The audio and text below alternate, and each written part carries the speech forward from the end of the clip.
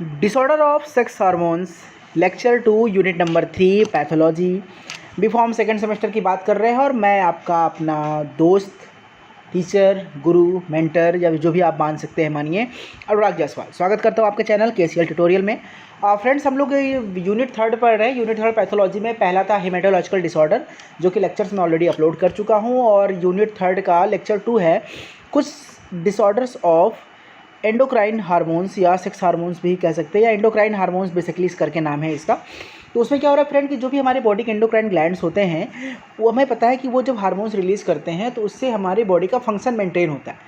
अगर वो कुछ हार्मोन्स का इम्बैलेंस हो जाए या कम ज़्यादा हो जाए तो हमारी बॉडी में ढेर सारी बीमारियाँ उससे उत्पन्न हो सकती हैं। हम आज उन्हीं के बारे में पढ़ने जा रहे हैं। सिलेबस में बेसिकली हमको इस टॉपिक में डायबिटीज़ पढ़ना है, थायराइड डिजीज़ पढ़ना है और डिसऑर्डर ऑफ सेक्स हार्मोन्स पढ़ने हैं। तो देखिए डायबिटीज़ बहुत इंपॉर्टेंट है, सबसे इंपॉर्टेंट है और इसको बहुत बार क्योंकि एग्जाम में कई बार पूछा गया है।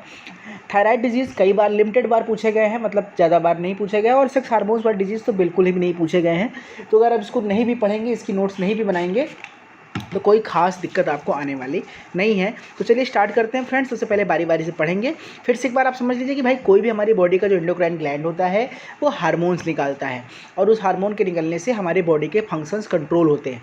अगर वो हार्मोन्स कम निकलेंगे तो जो बीमारियाँ होंगी उसको बोलेंगे हाइपोसिक्रीशन और अगर हार्मोन्स ज़्यादा निकलेंगे तो उससे भी बीमारियाँ होंगी और उसे बोलते हैं हाइपर सिक्रीशन। यानी हमको इसमें हाइपो और हाइपर सिक्रीशन की कहानी को पढ़ना है। तो पहली बात करेंगे हम डायबिटीज़ की। डायबिटीज़ आप जानते हैं कि हमारे बॉडी में पैनक्रियाज का इंसुलिन, पैनक्रियाज के बीटा सेल से इंसुलिन निकलता है जो कि ब्लड शुगर लेवल को मेंटेन करता है और अगर इंसुलिन कम हो जाए तो शुगर का लेवल हमारी बॉडी में बढ़ जाता है जिसे डायबिटीज़ या शुगर कहते हैं।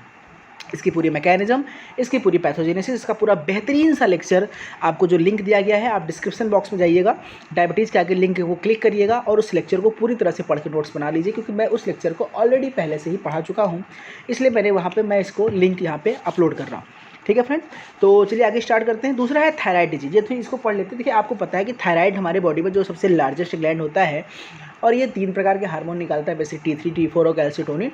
और इन हार्मोन्स का सिक्रीशन अगर बढ़ जाएगा तो बीमारी होगी तो उसे बोलेंगे हाइपरथायरॉयडिज्म और अगर कम हो जाएगा उससे जो बीमारी होगी उसे बोलेंगे हाइपोथायरॉयडिज्म।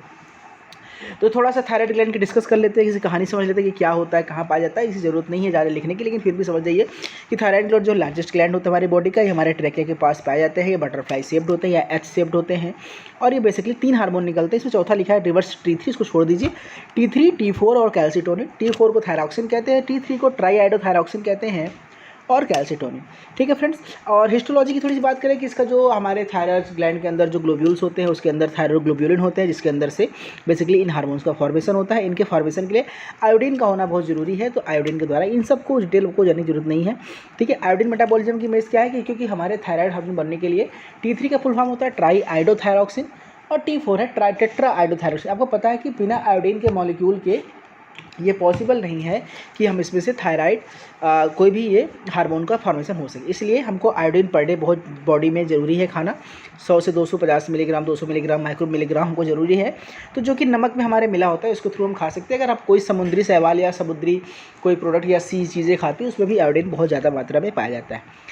ठीक है, तो पर डे हमको कितना लेना चाहिए, कितना थायरॉक्सिन निकलता है, कितना T3 निकलता है, कितना T4 निकलता है, ये हमारी बॉडी की डिटेल है, इसको ज़रूरत नहीं है।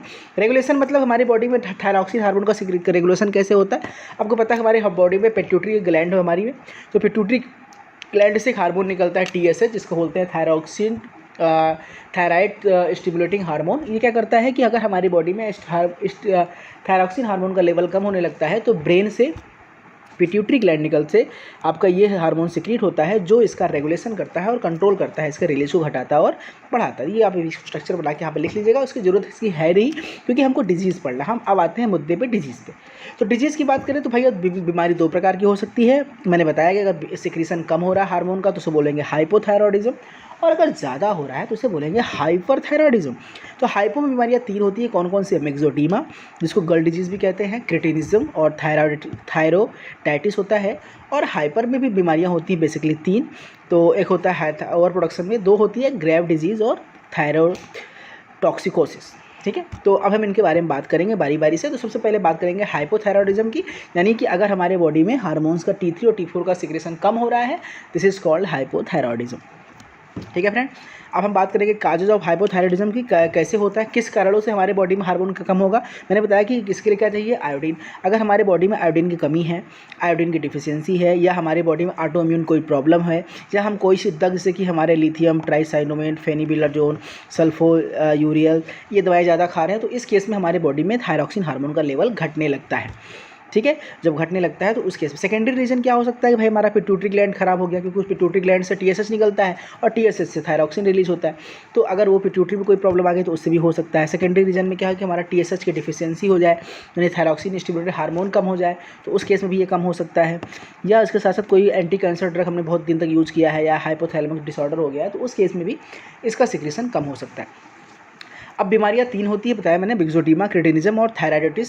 तो हम तीनों की डिस्कस करेंगे। पहले बात करेंगे मिक्सोडीमा की, कि मिक्सोडीमा बीमारी क्या होती है, इसके सिम्टम समझिए, इस बीमारी में क्या होती है, भाई क्यों होती है, आपने समझ लिया कि जब हमारे बॉडी में थायरॉक्सिन हार्मोन का सिक्रेशन कम हो जाता है तो उससे बीमारी कौन सी होती है, वो मिक्सोडीमा। तो myxoedema it is a type of hypothyroidism disorder in basically found in adults. कहाँ होता है, ये बड़े लोगों में होता है, बच्चों में नहीं होता। बच्चों में मिक्सोडीमा ये होता है अगला वाला, तो ये बड़ों में होता है। इसमें क्या होता है कि जो हमारे थायराइड ग्लैंड होते हैं, ग्वाइटर, वो थोड़े से साइज उनका बड़ा हो जाता है, वो घेंगा तरह दिखाई देने लगता है, घोंघा की तरह। और उसके साथ साथ हमारे बॉडी का वेट काफ़ी बढ़ जाता है, सांस लेने में दिक्कत होती है, एक्सरसाइज कैपेसिटी बहुत घट जाती है, सिंपैथेटिक एक्टिविटी बहुत घट जाती है, पसीना बहुत निकलता है, कॉन्स्टिपेशन हो जाता है। ये सब इसके सिम्टम्स है मिक्सोडीमा के। इसके साथ साथ स्किन ड्राई हो जाती है, थोड़ा सा मोटी हो जाती है, आँखों के पलकों के पास थोड़ा सा फ्लूइड डिपोजिशन होता है, इसको एडेमा कहते हैं। उसके साथ साथ बाल थोड़े से कोर्स हेयर हो जाते हैं, थोड़ा सा घुंघराले बड़े हो जाते हैं, और लंग थोड़ा सा लार्ज हो जाता है। ये बॉडी का बेसल मेटाबॉलिक रेट जो होता है वो काफ़ी घट जाता है, बोन मैरो डिप्रेशन होने लगता है, कार्बोहाइड्रेट मेटाबॉलिज्म बहुत डाउन हो जाता है, लिपिड मेटाबॉलिज्म बहुत ख़राब हो जाता है, सीरस पे भी असर पड़ता है। यानी मिक्सोडीमा से कई प्रॉब्लम्स हो सकती है।